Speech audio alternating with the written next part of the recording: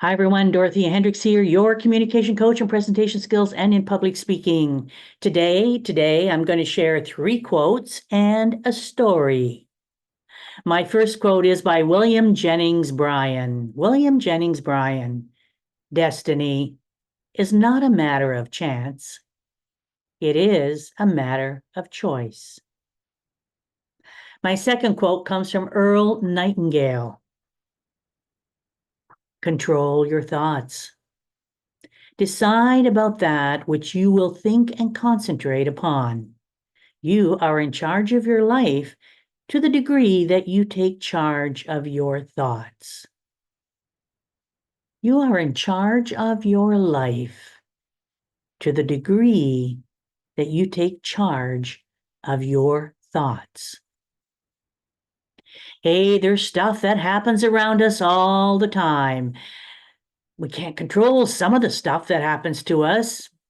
It's our thinking about what happens, our thinking, and we have a choice about how we want to think. We can let that stuff take us on a downward spiral, or we can take that stuff that happens to us and change it around in our thinking and move upward.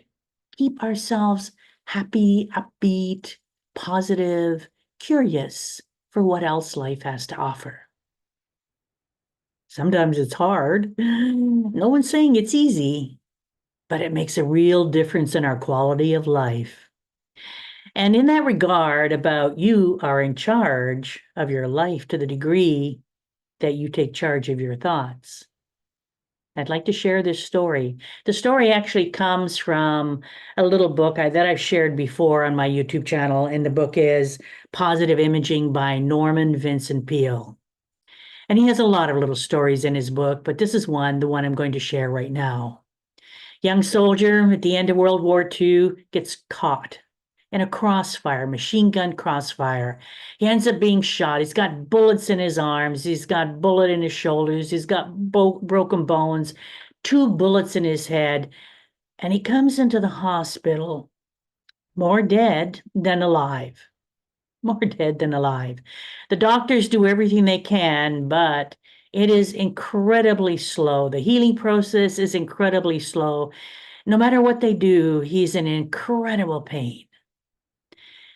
And as he's laying there, feeling the pain, day after day, month after month, he begins to think about what was it like when he was a boy? What was it like? Oh, there were happy memories, good times, and it makes him feel better. And then he begins to think about, the different scholarships he won, the awards he won, the honors he got, because he was involved in a lot of athletics.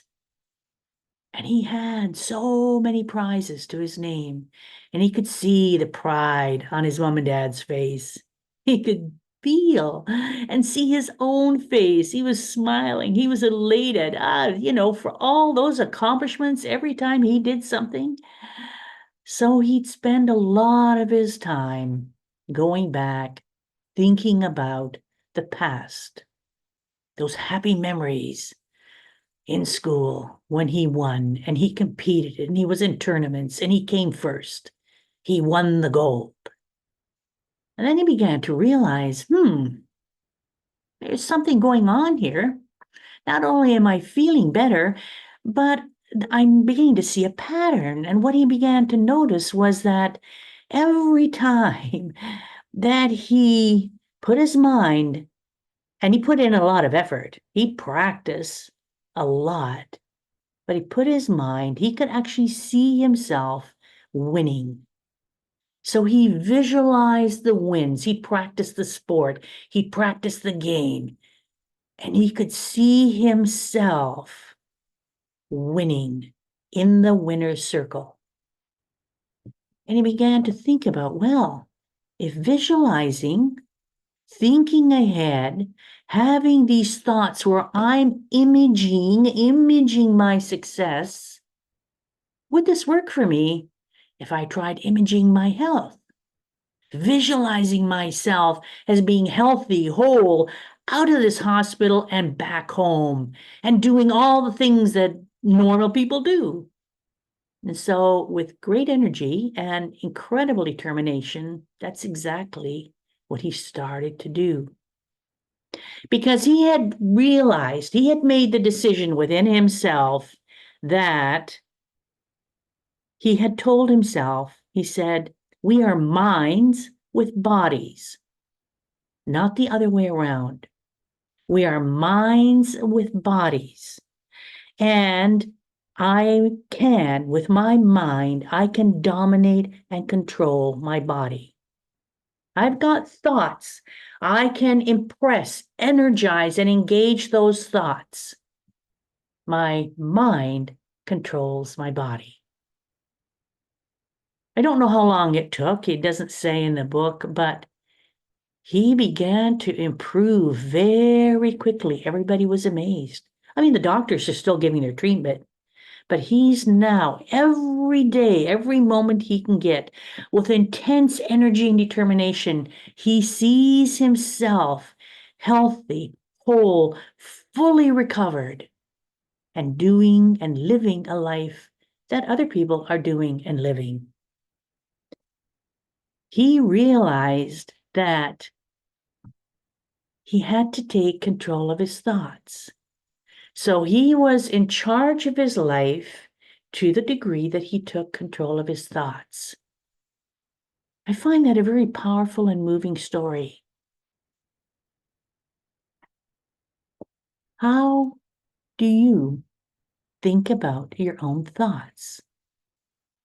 Do you let feelings in your body? Do you let certain things sometimes just take over and it's out of your control? Can't help it. We still have a mind and we can still control our thinking, which will control and can control how we feel. We are the deciding factor. It's not a matter of chance how we live our life. It is a matter of choice. Everything is a choice. We can do this. We can do that. We can think this. We can think that.